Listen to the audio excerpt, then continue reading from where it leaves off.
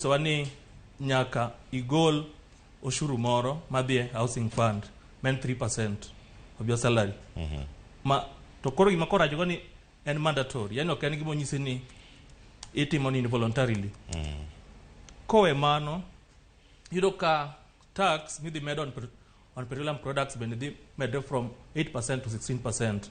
Mano en gima dhi japiny nikech yudo ka japiny tiyo kod kerosene dala kucho.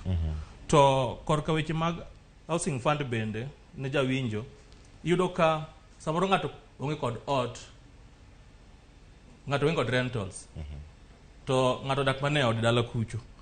To in fact going by 2019 census yudo ka ne wacho ni mana jo Kenya 15 kende percent 15 modak e utegi mamagi.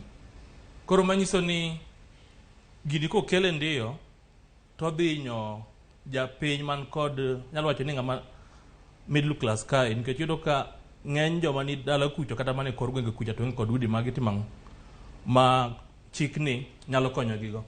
I mean nyalo hinyo gigo. Apart from mano, finance bill 2023 gik men go to ng'eny osuda no mede gik mang'eny kabisa. To ok ber nikech kane jatend piny kampen masani koro Rais William Ruto kano campaign in the run up to 2022 elections, yudo kane onyiso japiny ok odhi medo osuru nikech ong'e ber nikech ing'eni Ruto noyombo kod wach mar ni en jokor hustlers.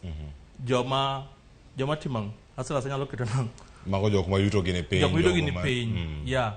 To koro gik moko koro lokore.